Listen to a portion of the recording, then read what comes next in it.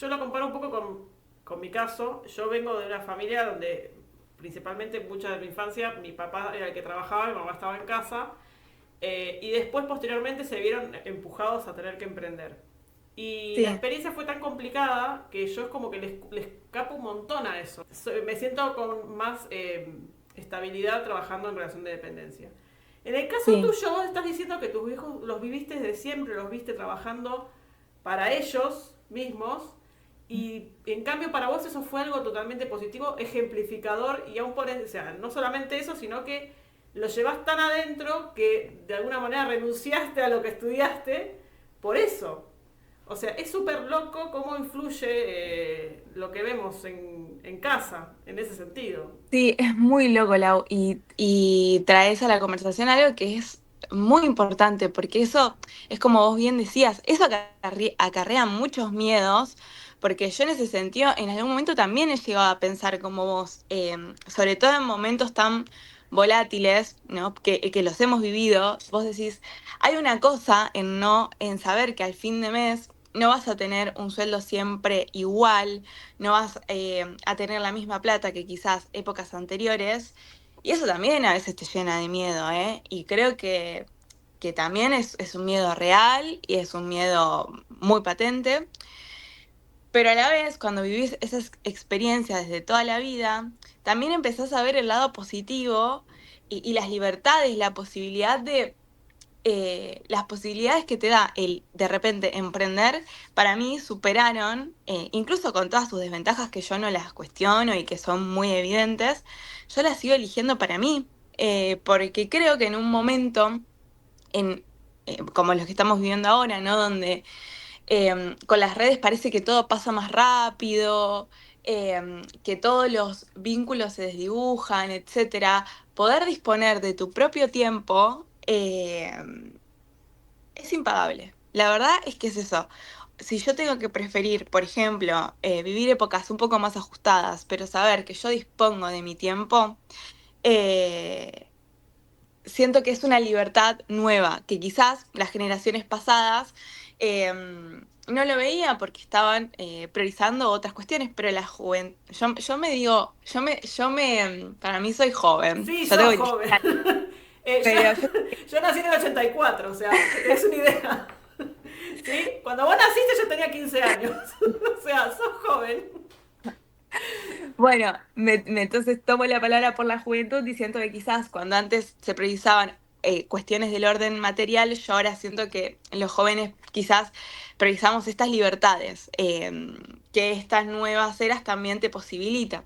Totalmente. Sí, sí, sí. Además, yo noto que la juventud está, bueno, lo veo en donde trabajo, sobre todo, que no tienen la misma, voy a abrir comillas, entrega, ¿no? Laboral, que podemos decirle muchos nombres a eso. Por un lado, vos decís, a ver, viste como, a ver, laburo un poquito, deja de largar el teléfono y laburá, pero por otro lado decís, no, pará, hay un poco que está, algo que está bueno de eso, porque también ponen sus límites y no, pará, yo no voy a pasar de las 8 horas laborales, a mí me pagás hasta acá y yo trabajo hasta acá. Y eso está buenísimo, y nosotros venimos de una generación donde hubo mucho sacrificio, de mucho sentido. Entonces, creo que en las fases del emprendimiento yo veo que hay mucha gente que se lanza también a eso. Ya te digo, en mi caso a mí me da pánico, totalmente, pero lo admiro totalmente también, por justamente lo que vos decís. Son no solamente los tiempos, es la manera, es elegir vos la manera en la que se trabaja y no otro. Es muy cierto que decís la manera, la impronta que le das, porque obvio, en un laburo de relación de dependencia, uno también, yo creo que siempre en todo lo que hacemos le imprimimos algo nuestro, pero poder decir que algo es tuyo y que se moldea en la manera en que vos querés que se moldee, ojo, con las consecuencias que eso tenga, Sí, pero sí, digo, sí. cuando tenés esta libertad de poder decir, voy a sacar unos cursos universitarios en este contexto porque a mí me parece bien por esto y esto, también es una manera de vivir, qué sé yo, ¿no? Un poco. Así que sí, la verdad que estoy re contenta. Bueno, vamos a ir al al inicio de Experiencia Sabia. Nace un poco de la necesidad de mover esa máquina. eh, Tus hijos se quedan un poco parados en el sentido de que empezó la pandemia. tenían la máquina parada, no tenían trabajo asiduo, porque justamente hacían ropa de trabajo, ¿no? Tus viejos, Sí. nadie estaba trabajando, entonces es como que, bueno, es la reacción en cadena que pasó en muchos casos en el tema de la pandemia. Vos empezás con tu hermana a sacarle el polvo a esa máquina en plena pandemia. ¿Cuál fue el primer uso que hicieron? El primer uso que hicimos fue un buzo de Harry Styles, porque en ese momento estábamos muy fanáticas y dijimos, bueno, arranquemos haciendo cosas que nosotras sabemos que alguien como nosotras usaría, compraría. Y arrancamos haciendo, creo que hicimos dos diseños, uno de Harry con una frase y unas estrellitas bordadas así en la manga, como distribuidas. Y creo que incluso todavía mi hermana lo tiene guardado, imagínate. Al Y museo con la máquina. Tenés que ir. olvídate, hay todo, tenemos hasta las libretitas de nada que usábamos para pasar los primeros pedidos. Y la verdad es que gustó desde un comienzo, ¿eh? Me acuerdo que lo foteamos en como de vuelta, como estaba todo cerrado, no se podía salir, justo enfrente de casa había un terreno, entonces era un terreno que estaba lleno de florcitas, precioso. Dijimos, bueno, vamos a fotear acá. De vuelta teníamos dos buzos, creo, y dos remeras, que era todo lo que habíamos logrado encontrar en el taller, retazos que encontramos para armar.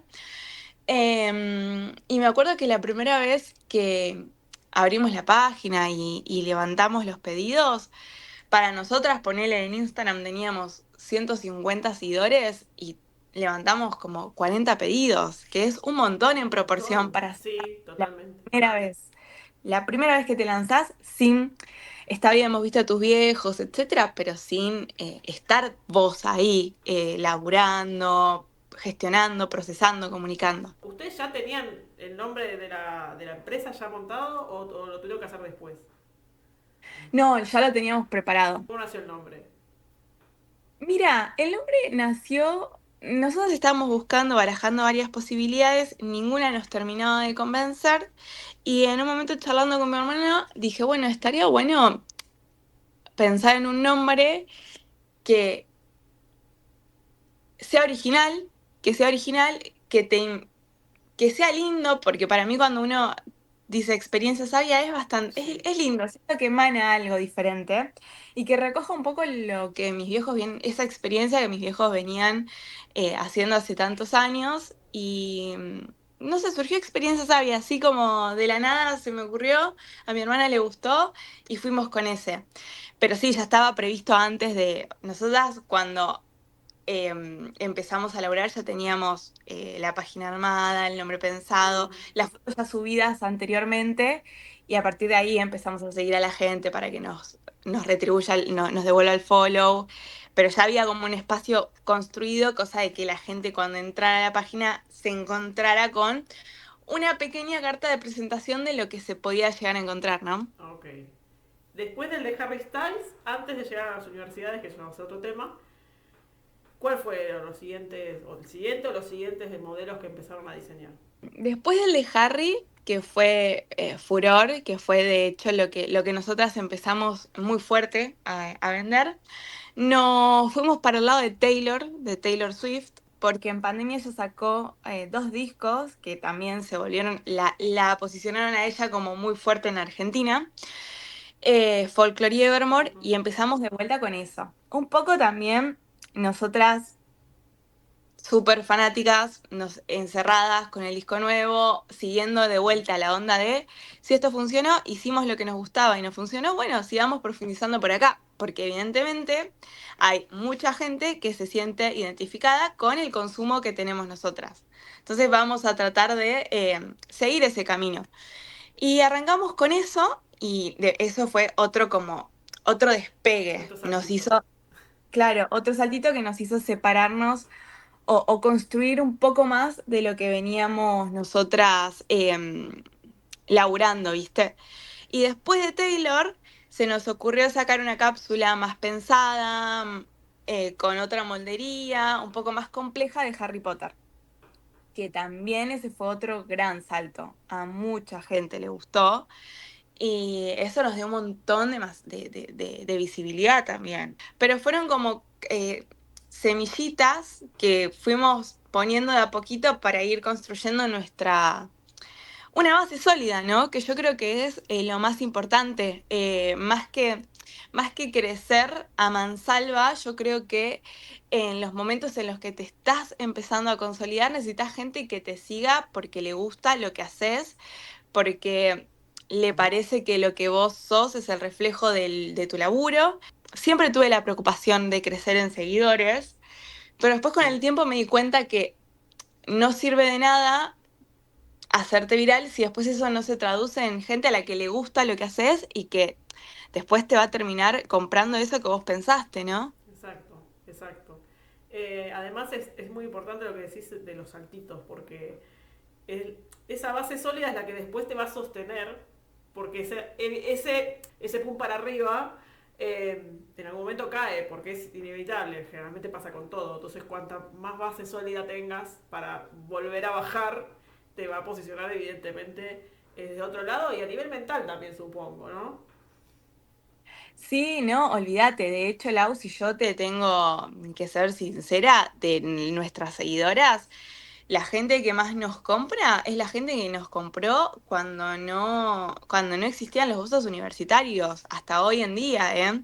Entonces, siento que si uno, porque a veces, y me pasa, cuando yo vi que esa ola empezó a bajar, me bajoneé bastante. Nosotras, ponele, llegamos a tener 195.000 seguidores y ahora tenemos 179.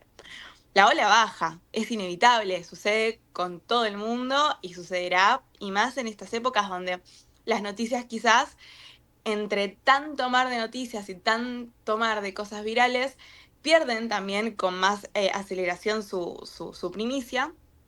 Y entonces ahí pude revalorizar muchísimo más esto que vos decís de esta base sólida que a vos te quería cuando tenías 3.000 seguidores, cuando tenías 4.000, 10.000 y cuando lo tenés, no sé, en 179 y si seguís creciendo sigue estando ahí.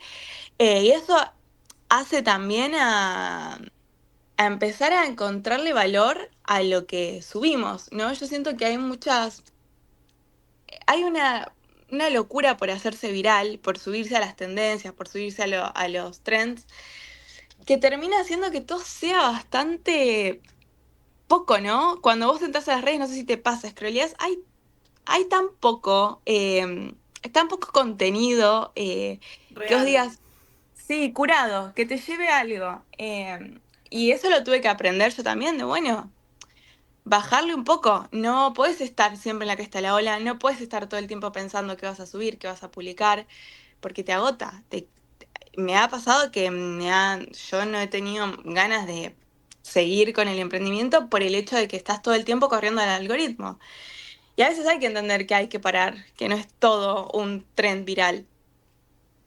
Es muy complicado eso, ¿eh? Un tema, bueno, lo vamos a tratar en profundidad un poco más adelante, Mm, pero sí, el tema de las redes, sobre todo saber llevarlo a nivel mental, creo que no es solamente el aprender a pegarla o que tener sí. la suerte de dar el boom, pero sí más que nada gestionar la subida y la bajada a nivel mental.